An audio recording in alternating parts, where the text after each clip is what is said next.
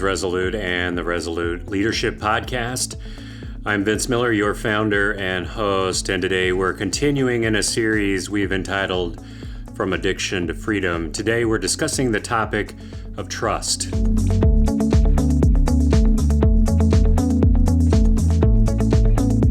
Welcome back to the program. If this is your first time tuning in, well, thank you for joining us.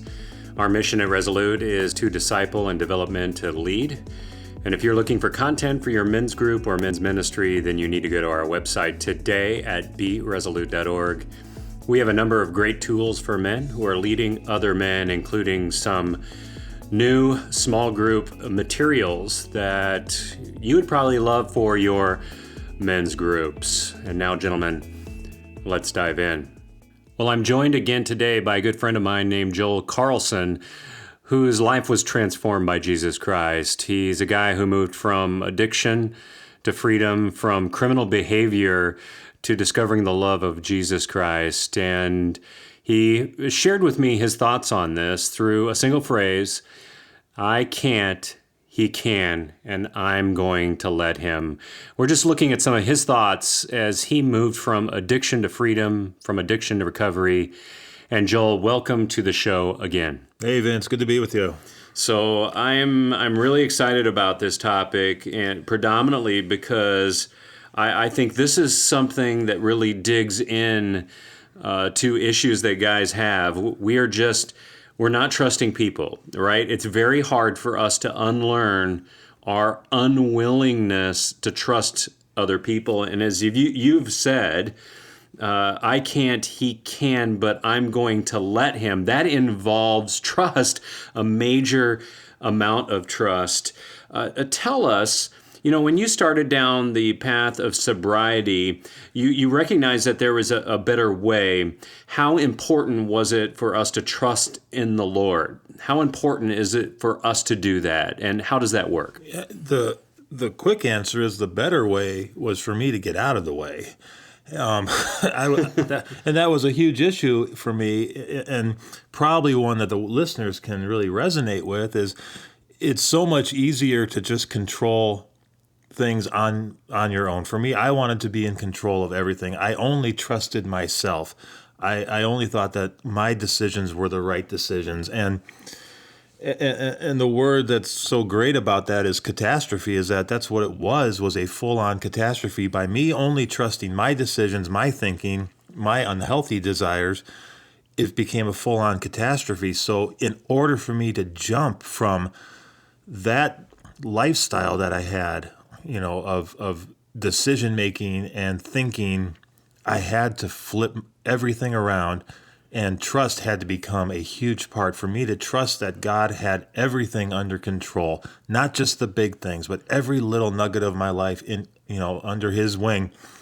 That's when things really started to shift, by really saying, I know that he can do this. He can make a better way for me. Okay, so I think this is a tough one for all of the human race, right? When we move from hitting rock bottom to recognizing really that he can, because we're starting to make a shift at this point, and you're stuck in this issue of addiction to alcohol, and you know it, you understand it, you can touch it, you can feel it, you can experience it, but now you know that you need to move from kind of this physical addiction towards really spiritual life, and it makes you move from physical things towards spiritual things, and that can be tough for guys. How hard was that for you? To the point of painful. It was so hard to do that because it was so brand new to me. I just didn't know how to trust. And the thing about trust that's so interesting is that when life is going good, when things at work are great, when the family life is going well, when there's really nothing negative going on in life, it's not that difficult to just trust you. Man, if everything's going okay, then what's the problem? It's when you hit the wall or some kind of adversity enters your life, what then do you do? How do you handle it? And that was sort of the situation I was dealing with, is when I left treatment, I was filled with all of this knowledge now about what I needed to do and who I was and what I had become and now who I wanted to be. And I was feeling great about the path I was on, going to all these meetings and surrounding myself by healthy people and building back relationships. It was great. But I also knew that there was going to be adversity ahead of me. I knew that there was going to be time in jail for the crimes I committed. I knew that there was still going to be people out there not believing in who I was, that I'd have to deal with those relationships. And so knowing that that was going to happen, I had to prepare myself that not every day was going to be really good. I had to fight through those bad days. And I knew that I just had to continue to trust that God knew of these things, was going to take care of those things, and was going to carry me through them. And only He could do that. Okay, so you're walking into new territory, right? Like most people do. This is brand new ground. You're forging a new path.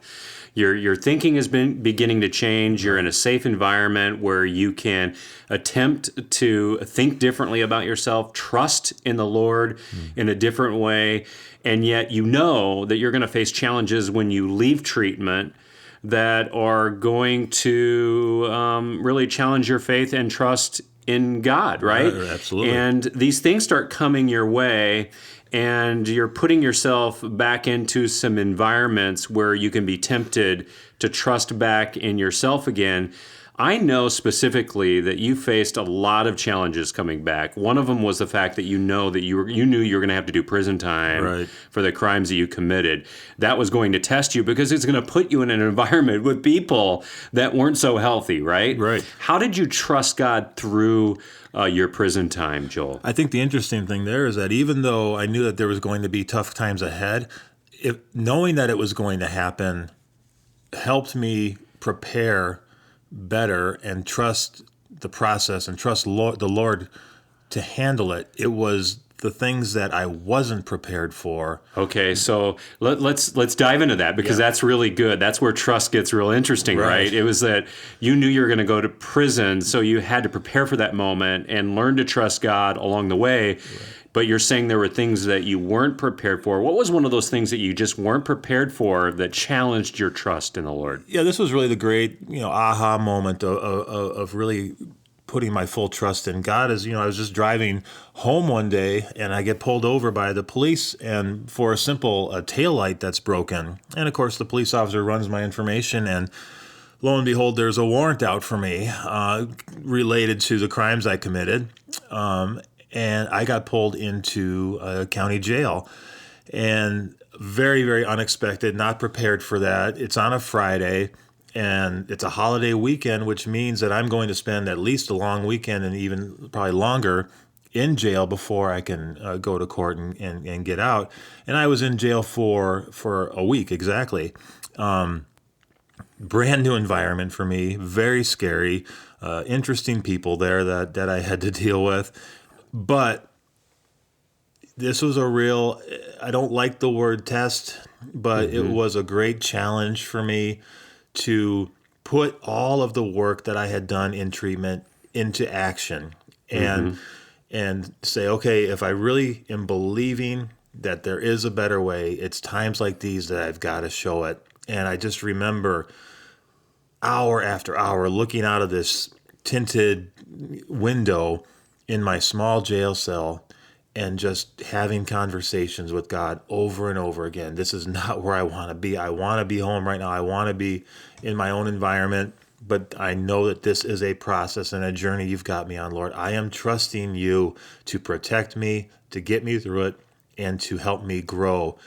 And in an amazing way, I was overcome with so much peace through that process that it was really a turning point for me in my faith journey to know that in the adversity parts of life, when I really put all of my trust in God, that even though all my surroundings look dangerous and tough, and how could I be in this situation, God never let me down in that situation. Putting my full trust in him made a world of difference in that. Okay, so that's phenomenal. I mean, listen to this. I don't know if our listeners are really catching this or not, but I think this is just the beautiful way that God writes our stories sometimes. And sometimes we don't like it, right, Joel? Oh, no. But I got to tell you, you think if you're a guy that doesn't know how to trust, right, which you kind of self-admitted, Right. and you're beginning to forge new ground, you are taken from a place where you're working on sobriety in a place that's confined, right? Where you're learning new behaviors, and then you're forced into a situation where you get pulled over by a cop for a tail light, and you end up in county jail for a week, right? And just being held there. The good part about that, I would say, is that you're being tested in a place where you can't turn back to alcohol. You're forced to kind of press through the trust, right? And isn't it interesting that God didn't put you in a challenging situation where you could turn back to alcohol? He kept you away from that so that you could learn to trust. And isn't it funny, if I look back at my past, that I can see ways that God has been building my faith, building my trust in him by putting me in the right situations at the right time that are a right challenge for me, so that I will understand what it means to trust God more. What a dangerous prayer for us to pray, but this is really the God we have, right? And I would assume that this wasn't the only situation that taught you to trust God more. Well, and you just hit on a really, really good point there, is the looking back part. It's very hard as humans, and for me, to be in the moment and to see how God is working in that specific moment. But when I'm able to reflect back at all the things that I've been through, and I can really see at that point how God really, really kept to all of his promises. And when I do that, it reminds me that when I face another situation of adversity, that God has done it before, he'll do it now, and he'll do it always if I continue to put my trust in him. And yeah, leaving treatment, even though I felt great and things were going so well for me and things were changing, there was adversity time after time again, not going to jail adversity necessarily, but finding work, being able to find time to communicate in a healthy way with my children who lived so far away, living with my father, and we're going to get into him in another session here, and the story about him. But there was adversity that I faced almost on a daily basis, big or small, however we want to look at it. But every day I just said, Lord, I'm putting my trust in you. I know that you've got me. And there's just an overwhelming sense of peace that I felt, knowing for once in my life that I didn't have control. And what a beautiful thing to be in that position, knowing I don't got this anymore. Yeah, see, and that's what I think that people, guys, need to learn, is that you don't got this anymore. This is God's thing, right? You know, one of your key verses I know has been Proverbs 3:5, trust in the Lord with all your heart, lean not on your understanding. Right. What a great reminder, right? Trust in the Lord with all your heart, lean not on your own understanding when things don't go your way, right? Or like you want. And when you're placed in adversity, look at it as if God has given you an opportunity, not a punishment, an opportunity to trust in him in this moment. And, you know, God gives us small ones and big ones, right? And you're having to relearn trust by being put into new situations and new environments with people. Well, Joel, I just want to ask you today, if you could challenge the men listening to do one thing to trust more in their relationship with Christ, what's the one thing you would say to them? Yeah, I love this verse, and I'm in no position to rewrite the Bible. But if and my wife always says my punctuation's terrible, and she's correct. But if I were to look at this verse and it says, trust in the Lord, after that I would put why with a question mark. And it's because don't lean on your own understanding. Our understanding, our thinking is almost all the times wrong. Yes. And we need to just get out of our own way. I say that many, many times. Get out of your own way, because that's a really, really good thing to do. by trusting the Lord, all I can say to our listeners is that when I got out of my own way and when I put my trust in him, it took so much pressure off of me. All this pressure I had put on me. Yes. That was so not necessary and so wrong. When I just gave that over to God, not only does the thinking become clearer, because God's the one helping me and working with me to think the right way, but it's giving me the opportunity to focus on the things that are important in life, the things that are God honoring, the things that he wants me to do. And I just got to get out of my own way. And that would be the challenge today for the listeners is just, again, go back to the I can't part of our discussion. What is the one area of your life that you feel like you're grabbing most control of? Whether it's a physical thing like, for me, alcohol, or is it an emotional thing, a pride issue or an honesty issue? What is the one thing you aren't letting go of? Give it to God today. Don't let your understanding, don't let your thinking get in the way of the amazing things that God can do for you. Just put that trust in him. Yeah, and besides, we do get in our own way far too often, so just getting out of our own way and letting God lead is much better. Well, Joel, thank you so much again for being with us. Always good to be with you, Vince. Well, guys, that's the show. Thanks for listening.